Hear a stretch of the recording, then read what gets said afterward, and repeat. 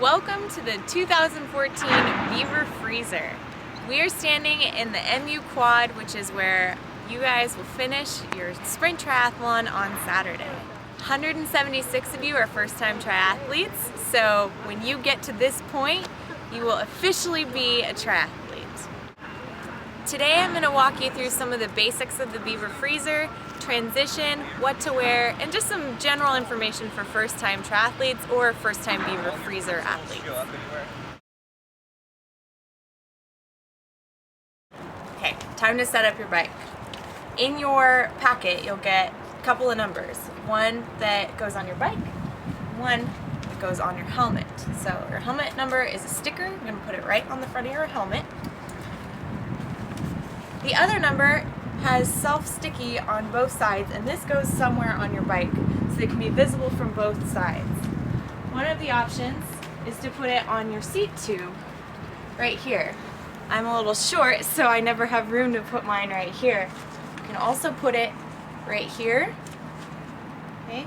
And some people even choose to put it right here, but most people put it here or here. So the one place you don't want to put your number is right here. And the reason for that is that if you're riding your bike, your knees are actually going to go right here, and this can flap and scratch up your legs. You'll notice a lot of people have a bag on the back seat of their bike. This is really important in case you get a flat, either on a training ride or on race day. The bare minimum equipment that you want in your bag is a bike tube to replace the one you popped, which unrolled looks like this, and some way to pump up your bike tube after. In this flat kit, I have CO2. We've got a cartridge and an adapter. When you get a flat, you twist the cartridge into the adapter and press it on your tube. That blows up your tire. The other option is a bike pump that you can attach to your bike and just manually pump it up. The last thing that needs to go in your flat kit is tire levers. Tire levers help you peel your tire off of the wheel so that you can get to the flat in the first place. These are tire levers.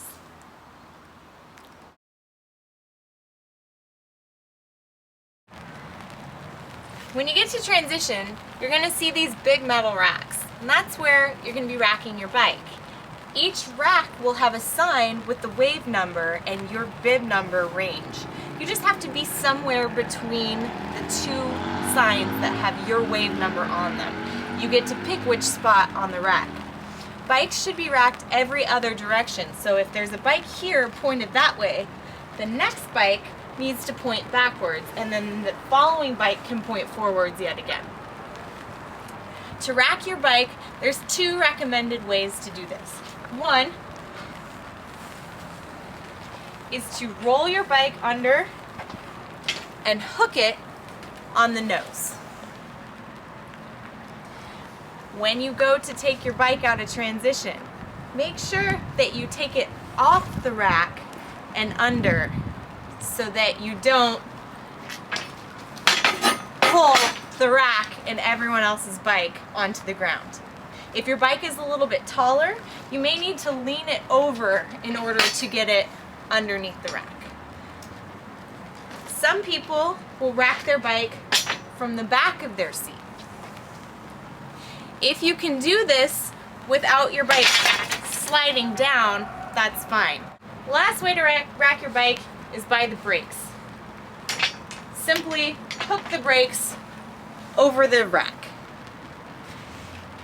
Just like when we racked from the seat, you don't want to just pull your bike and the rack over with you. Make sure that you lift and then roll backwards. If you want to take a power gel on the bike with you, a good way to do that is to take a piece of electrical tape, tape it on to the top of the gel, and then tape it on to your top tube. Once it's all secured on, as you're riding your bike, all you need to do is simply tear the gel off. The top will stay on with the tape, and now you have an open packet of power gel ready to take.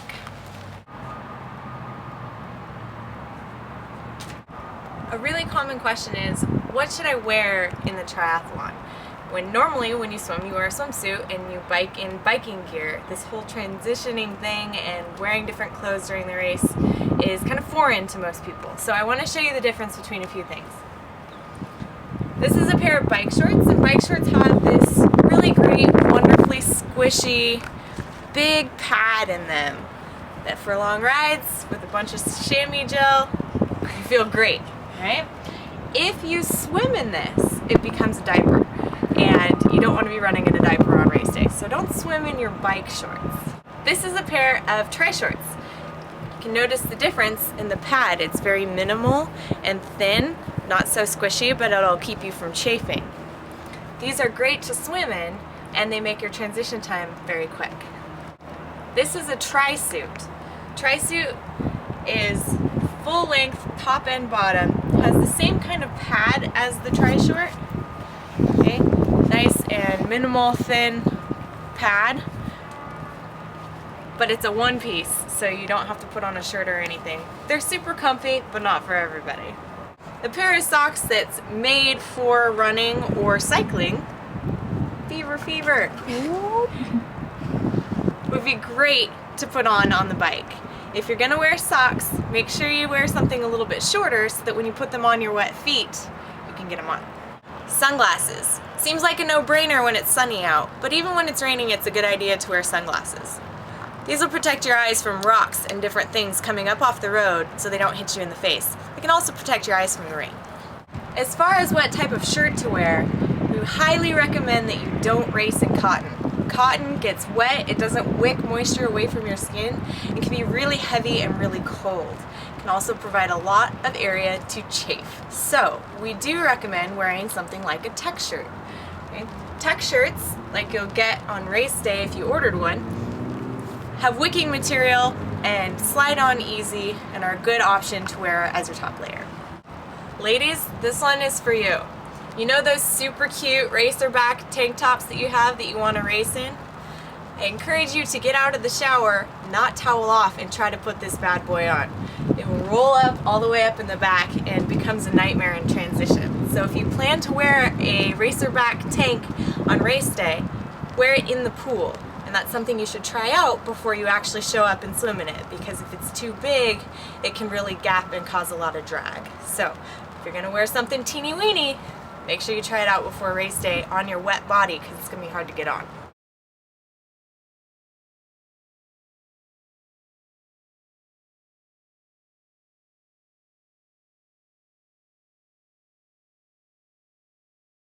So, time to set up your transition.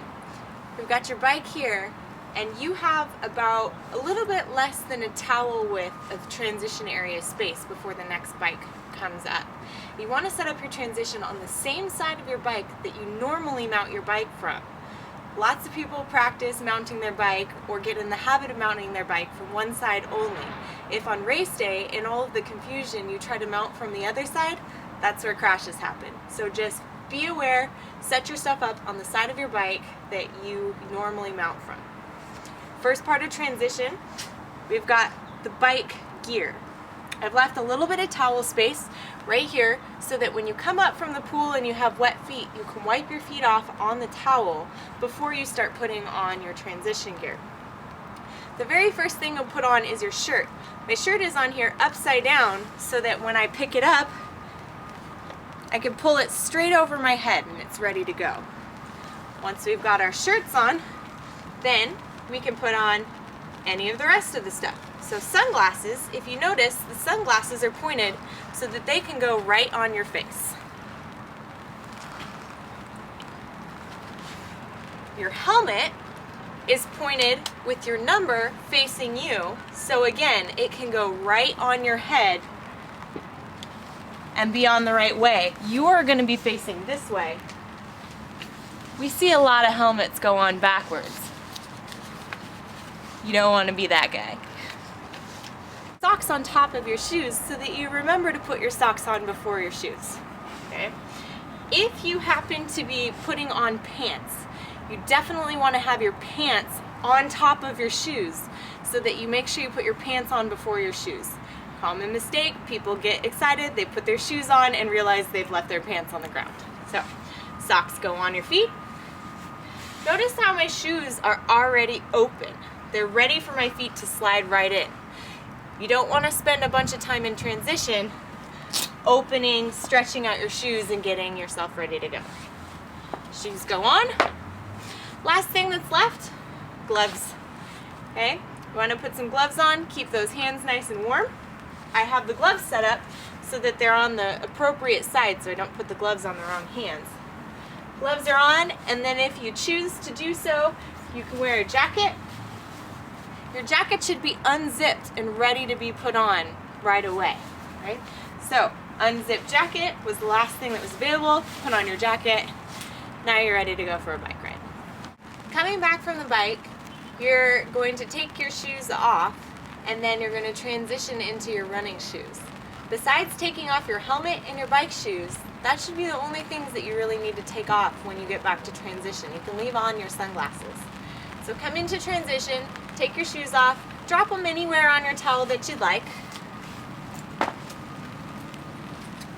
and time to put on your running shoes. Notice again that the shoes are pointed away from you so that you can just step right into your running shoes. These little stretchy laces are really handy. You can pick them up at most running stores or any triathlon store. When you put your shoes on, you can just pull them tight. You don't have to spend time tying your laces. They run around $6 to $8. Okay, so running shoes on. Last thing, you can pick up your Beaver tail pickup. Go Beavs. A race belt is a really handy way to have your number available to race with. This you can grab and take with you on your way out of transition, and it just clips right on. Now you've got a tail. Whoop. And your number. Okay. You'll notice all of my numbers are always crinkled up. That's because a crinkled up number is a lot softer when rubbing on your legs. Makes for a nicer run. Okay. If you don't have a race belt, that's fine. You can just pin your number to the shirt you're going to be wearing and wear it for the whole race. There will be safety pins in your packet, so don't worry about going out and buying a race belt if you don't already have one. Don't stress, just pin it to your shirt.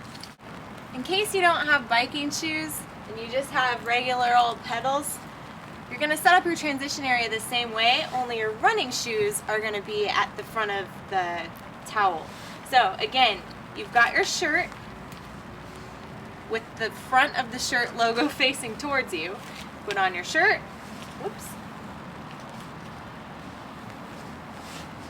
Got your sunglasses, again, ready to go right on your face. Helmet goes on. Running shoes go on. Put on a jacket if you need it, and you're all set to go.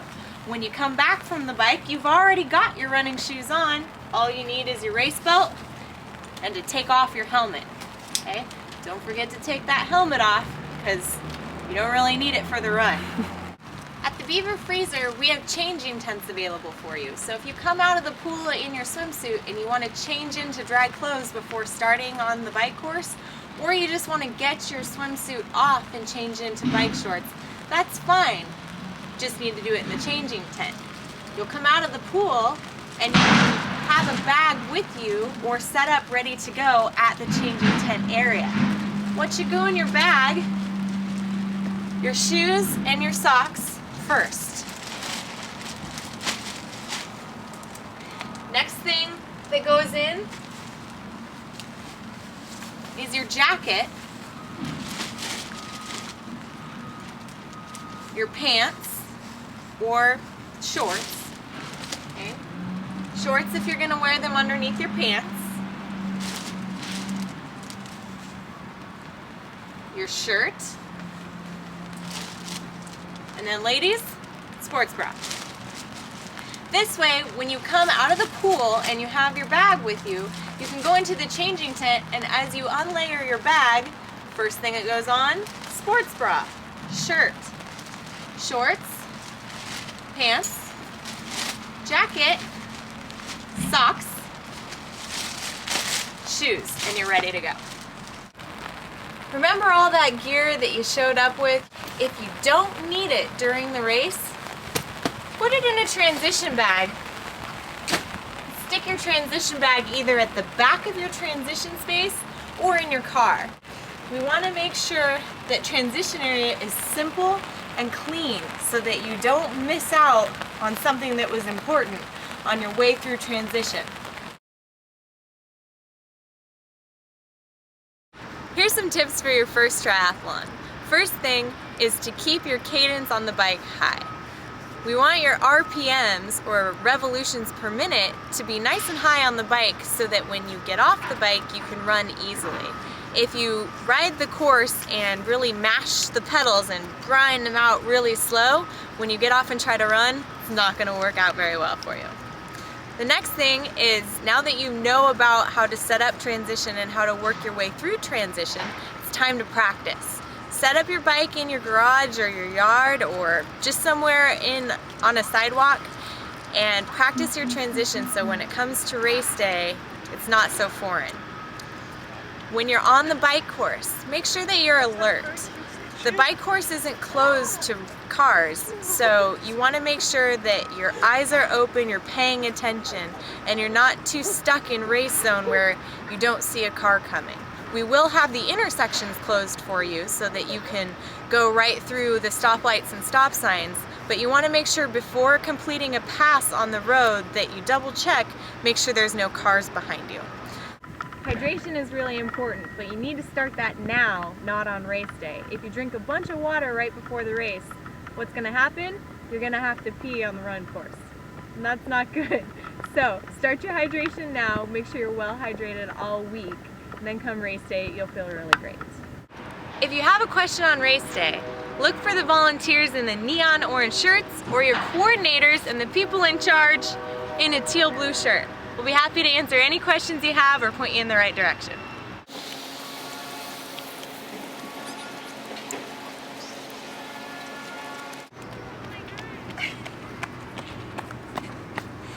Thanks for joining me on the intro to the Beaver Freezer. We look forward to having you here at the finish line on Saturday.